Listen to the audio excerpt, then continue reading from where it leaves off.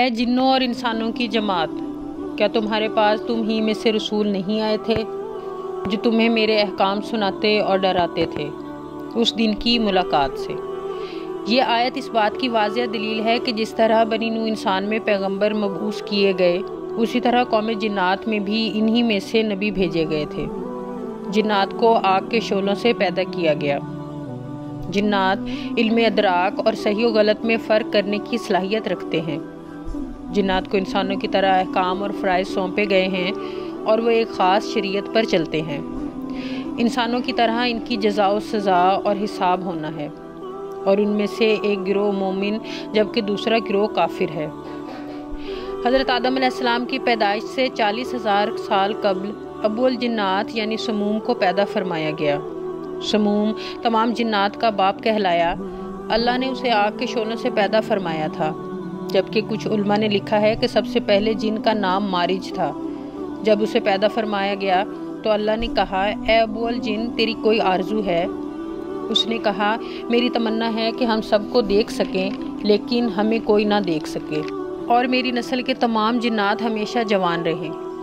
اللہ نے اس کی یہ آرزو پوری فرما دی، لہٰذا جنات تمام مخلوق کو دیکھ لیتے ہیں لیکن دوسرے لوگ انہیں نہیں دیکھ سکتے، اور جب وہ مرتے ہیں تو زمین میں غائب ہو جاتے ہیں، اور ان کا بوڑھا بھی جوان ہو کر مرتا ہے، یعنی ان کو بچے کی طرف کم عمری میں لوٹا دیا جاتا ہے۔ پھر اللہ نے اس کی بیوی مرجا کو پیدا فرمایا۔ ان دونوں کے ملاپ سے ایک لڑکا اور ایک لڑکی پیدا ہوئے۔ کچھ عرصے بعد ان کی بھی اولادیں ہوئیں اور اس طرح ان کی تعداد بڑھتی چلی گئی اور وہ 70,000 کے قریب ہو گئے۔ لہٰذا اللہ تعالیٰ نے ان پر قانون نافذ کر دیا اور وہ جوڑوں، خاندانوں اور قبیلوں کی شکل میں رہنے لگے۔ جب جنات کی نسل میں اضافہ ہوا تو اللہ تعالیٰ نے انہیں رتبوں کے اعتبار سے زمین، ہوا اور پانی میں آباد کر دیا۔ جب وہ زمین میں آباد ہوئے تو عرصہ دراز تک خدا کی عبادت کرتے رہے، لیکن وقت گزرنے کے ساتھ اللہ کے نافرمان ہو گئے اور زمین میں خون خرابہ اور فساد پھیلانے لگے۔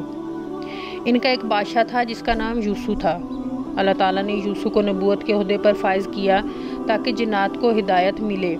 یہ جنات کی طرف بھیجے گئے پہلے نبی تھے۔ جب انہوں نے انہیں دعوت حق دی تو جنات نے ان کو قتل کر ڈالا۔ لہٰذا اللہ تعالیٰ نے بطور سزا دوسرے آسمان سے فرشتوں کا ایک لشکر بھیجا۔ اس لشکر کا نام لشکر جن تھا۔ اس میں ابلیس بھی شامل تھا جو 4,000 جنوں کا سردار تھا۔ چنانچہ وہ لشکر آسمان سے اترا اور وہ زمین کے تمام جنوں کو نکال دیا اور انہیں زمین سے جتلا وطن کر دیا گیا اور دریاؤں اور جزیروں میں بھگا دیا گیا۔ جبکہ کچھ مفکرین یوسف جن کو نبی نہیں مانتے بلکہ صرف بادشاہ قرار دیتے ہیں۔ ان کے نزدیک اللہ نے پہلے جنوں کی ہدایت کے لیے حضرت عامر بن عمیر بن حجان کو بھیجا تھا۔ یہ جن پیغمبر تھے لیکن کچھ ہی عرصے میں جنات نے ان کو شہید کر دیا۔ اللہ تعالیٰ نے دوسرے جن پیغمبر بھیجے جن کا نام سعد بن مالک بن حجان تھا۔ انہیں جنات کی ہدایت کے لیے بھیجا گیا تھا لیکن انہیں بھی جنات نے شہید کر ڈالا۔ یہ سلسلہ 800 سالوں تک جاری رہا۔ ان میں بلیکا، چلپانیس اور جان کئی جن پیغمبر مبعوث کیے گئے۔ اس دوران انہوں نے 800 سے زائد پیغمبروں کو شہید کیا۔ اس کے بعد اللہ تعالیٰ نے قوم جنات پر عذاب نازل فرما دیا، اور جب ان پر قہر نازل ہوا تو زمین کا بڑا حصہ ان سے صاف کر دیا گیا۔ ان میں سے چند اطاعت گزار جن بچ گئے جو غاروں، سمندروں اور پہاڑوں میں چلے گئے۔ لہٰذا جنوں پر ایک لشکر بھیجا گیا جن کا سردار عزازیل یعنی ابلیس تھا۔ انہوں نے جنوں کو زمین سے بھگا دیا۔ جنات سے جنگ کے بعد عزازیل نے اللہ سے التجا کی کہ اسے زمین میں ہی رہنے دیا جائے، لہٰذا وہ یہاں آباد ہو گیا اور اس کی نسل خوب پھلی پھولی۔ ابلیس کی کثرت عبادت کی وجہ سے اسے 7 آسمانوں اور جنت میں جانے کی اجازت تھی۔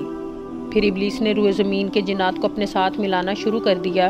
جنات کے 4 قبیلوں نے ابلیس کے ہاتھ پر بیعت کر لی جن کا نام کھن، دام، ممتاز اور مرامس تھا، جبکہ 2 قبیلوں نے راہ ابلیس پر چلنے سے انکار کر دیا جن کا نام بسم اللہ اور غافر تھا۔ جبکہ کچھ مورخین نے لکھا ہے کہ عزازیل بھی جنات کے قبیلے سے تعلق رکھتا تھا۔ اس نے جنات کے قبیلے کی ایک لڑکی سے شادی کی اور اللہ تعالیٰ نے عزازیل کو ہزاروں بیٹوں اور بیٹیوں سے نوازا تھا۔ جب سارے سرکش جنات کو ختم کر دیا گیا تو وہ وقت حضرت آدم علیہ السلام کی پیدائش کا وقت تھا۔ پھر اللہ تعالیٰ نے فرمایا، میں زمین میں اپنا نائب بنانے والا ہوں جو انسان ہوگا۔ حضرت آدم علیہ السلام کے زمین پر تشریف لانے کے بعد جنات میں کوئی نبی نہیں بھیجا گیا۔